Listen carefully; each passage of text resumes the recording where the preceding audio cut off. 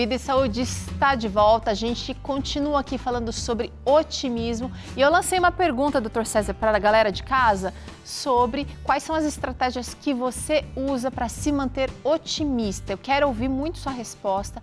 Conta pra gente através do nosso WhatsApp. Usa aqui DDD 12 98266 0004. Aí vamos fazer o seguinte, conta pra mim quais as estratégias. De repente o dia tá nublado, de repente você estava esperando uma promoção no trabalho, não aconteceu, ou veio uma conta inesperada para pagar, os relacionamentos não estão bem. O que é que você faz para manter a sua atitude positiva, o seu otimismo? Porque você tem que lidar, além dessa coisa difícil que está acontecendo com você, existem outras tantas que estão acontecendo ao redor e que dependem de você. E, Dr. César, a gente precisa pensar nas demais coisas, nas demais pessoas, além daquele fato ou situação difícil. É claro que existem momentos bem mais complicados e amplos, como um luto, por exemplo, que aí é difícil a gente pensar nos outros quando a gente está tão envolvido ali naquela situação difícil.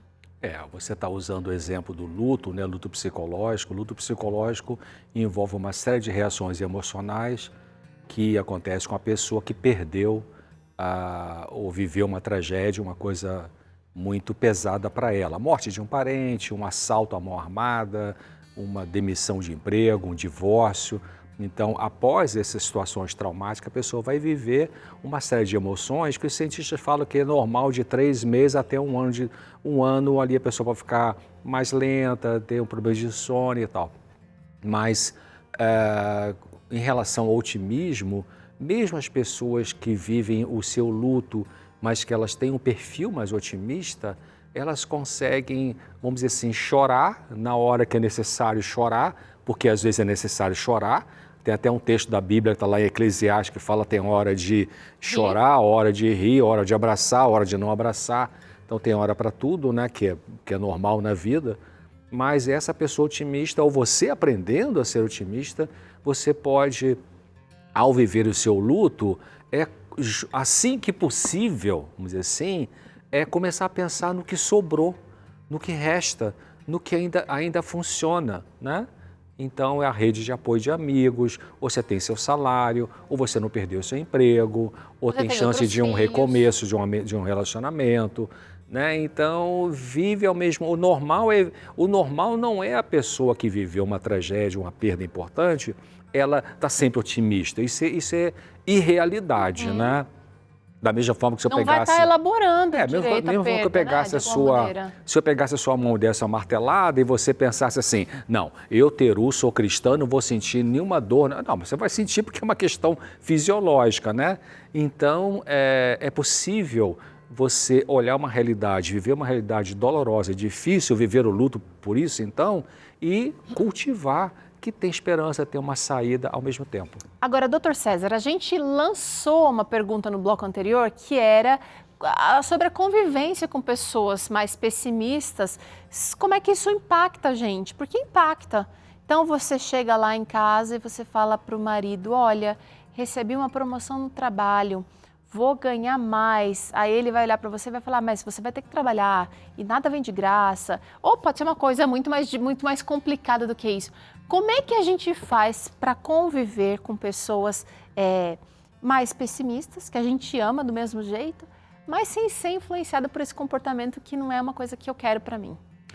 Uma boa colocação. É importante que o pessoal de casa sempre, as famílias têm esse tipo de perfil. Toda família tem aquele, quando estuda terapia de família, a gente vê assim a dinâmica dos membros da família. Então tem o santinho, tem o diabinho, né? Tem o organizado, tem o bagunceiro, tem a ovelha negra, né? Tem aquele que resolve o problema de todo mundo, tem aquele que resolve nada, né? Tem o otimista, tem o pessimista. Então, eu acho que uma boa maneira de lidar com pessoas que têm um perfil mais pessimista primeiro, você não alimentar a conversa pessimista dela. Não dar pano, né? Não botar pano nessa manga aí. Então ela vem e fala, esse exemplo que você deu, né? O marido fala, legal, foi promovido, tem um salário melhor e tal. Aí vem a mulher pessimista e diz, mas você vai ficar mais tempo fora de casa e tal. Não necessariamente, mas já começa com essa ideia pessimista, né? Porque você nem celebra o que tem de bom, já vai pensar Posso dar 1000 exemplos aqui, né? Então, você sai com uma roupa bonita, mas vai chover, vai trocar de roupa. Exatamente. Então, lidar com essas pessoas, eu acho que primeiro não alimentar o pessimismo delas, né? Como é que seria alimentar nesse exemplo aí? É verdade, eu vou ter que trabalhar talvez um pouquinho, hora extra e tal. Poxa, nem sei se foi tão bom ser promovido. Não entra nessa, foi bom ser promovido, vai ser bom para a família. Claro, vai ter que organizar o horário ali para não deixar a família de lado. Mas é não alimentar e o contrário, e levantar para essa pessoa pessimista o lado positivo que ela não está vendo, né? Então, nesse mesmo exemplo aí, esse marido pode falar para essa mulher pessimista, que legal, a gente vai conseguir comprar aquele carro do nosso sonho, né? Felizmente consegui agora, né? Ou vamos conseguir fazer aquela viagem com nossos filhos, né? Então, joga uma coisa positiva na cabeça do pessimista para ver se dá uma travada e melhora, né? Olha aí! Quero saber das suas atitudes, das suas estratégias, melhor dizendo, para ser otimista. Põe na tela quem é que respondeu para a gente a nossa pergunta. A Luísa está por aí. Ela disse o seguinte: sou muito feliz, o que me deixa sempre otimista é a minha fé que um dia vou morar com Cristo. Ô Luísa, obrigada pela interação aqui, querida. Prazer ter você aqui com a gente no Vida e Saúde. Tem mais gente, doutor César, o senhor já falou sobre isso aí, a fé ajuda. A Daiane está dizendo o seguinte: o que me deixa feliz é acordar todos os dias com a certeza de que tenho um Deus que cuida de cada detalhe da minha vida. Olha aí, obrigada, Daiane. A fé realmente tem ajudado muitos de nós. Eu me incluo aí. Olha a Márcia lá de Alfenas, doutor. Ela diz o seguinte: o positivo em minha vida é acolher meu semelhante. Todos os dias só fico tranquila após ter ajudado alguém. Logo penso, fiz a minha boa ação de hoje. Ó, doutor César. Muito bom, né? Quer dizer, parabéns, viu? Você de Alfenas, Minas Gerais, terra boa, né? Márcia. É Márcia, né? Viu, Márcia? Que legal. Você tem essa... Você sabe que uma coisa que ajuda, um dos melhores remédios para a construção de uma mente otimista, de uma postura otimista na vida, é a mentalidade de ajudar. Você sabe que tem algumas lojas aí que os funcionários usam um certo colete, né? E atrás está escrito assim: como posso te ajudar? Né? Até os Estados Unidos também, how can I help you, né? Como é que eu posso te ajudar? Então, a gente pode aprender a ter essa mentalidade. Eu acredito piamente que quando eu leio os evangelhos, Mateus, Marcos, Lucas, João, que narra os atos de Jesus, ele acordava de manhã, eu acho que o primeiro pensamento que ele tinha, eu imagino, é assim: muito obrigado, Pai, que mantém minha vida. Quem que eu posso ajudar? Quem que o senhor quer que eu ajude hoje, né? Então, essa atitude de ajudar, como é que eu posso te ajudar? Parabéns, você com certeza está sendo um exemplo para outras pessoas no seu entorno, né? E você que está assistindo o programa e que ainda não consegue ter essa mentalidade de ajudar, comece hoje. Não deixa para segunda-feira, não. Comece hoje, né? O que eu posso... Amanhã, quando você acordar de manhã, pensa assim: Deus, me ajude a ajudar alguém hoje. Nem que seja ensinando uma receita de pão integral, pronto, né? Já é uma grande ajuda. Isso que eu ia falar, doutor César, porque a gente não precisa sair de casa necessariamente para ajudar alguém. Você pode ajudar seu filho, você pode ajudar sua esposa, você pode ajudar os seus vizinhos. A gente pode ajudar, mas eu acho que essa ajuda tem que ser intencional, não como uma coisa, como um fardo, né?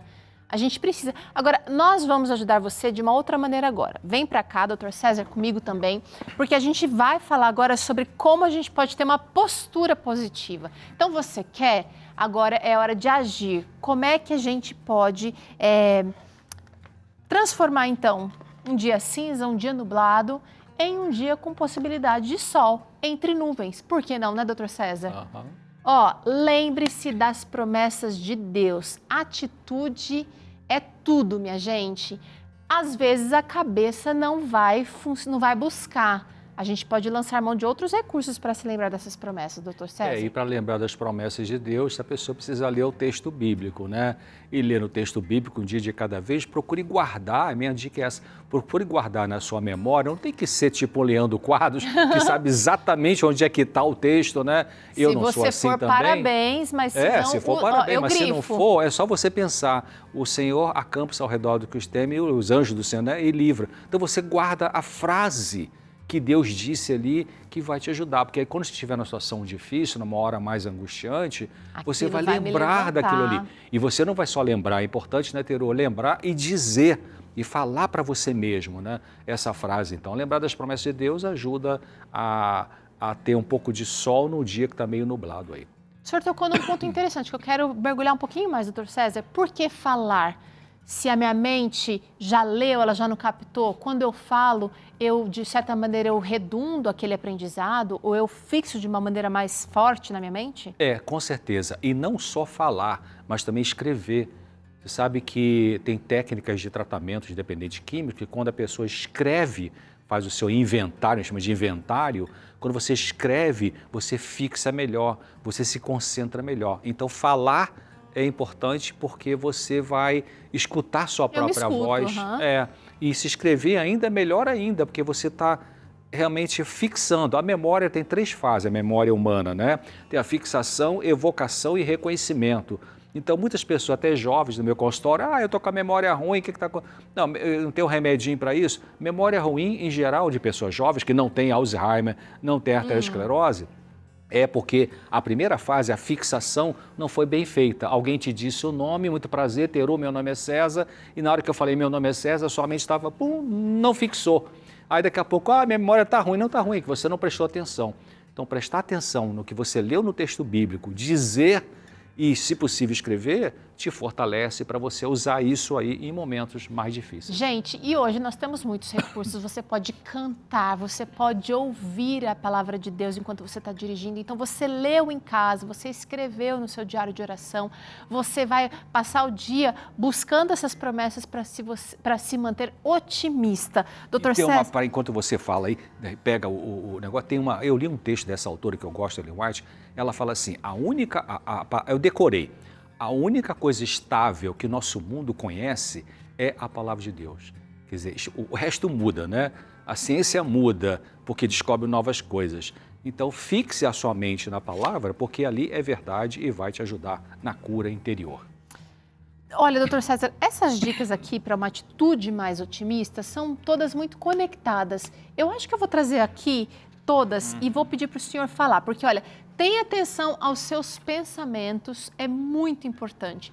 Nós estamos numa época em que o pensamento acelerado tem sido estimulado pelas nossas atitudes. A gente pega um celular, a gente passa a timeline rapidinho, a gente ouve o áudio das nossas redes sociais numa velocidade acelerada aí, 2x. Quando chega a pessoa na tua frente, você quer acelerar ela também, né? Nós estamos acostumados a acelerar. E para refrear um pensamento ou para cultivar outro tipo de pensamento, eu preciso de uma análise, né? Eu preciso prestar atenção nesse pensamento. E para desacelerar, não tem que chegar na aposentadoria, né? Porque tem gente que fala assim, agora eu vou me aposentar, vou desacelerar.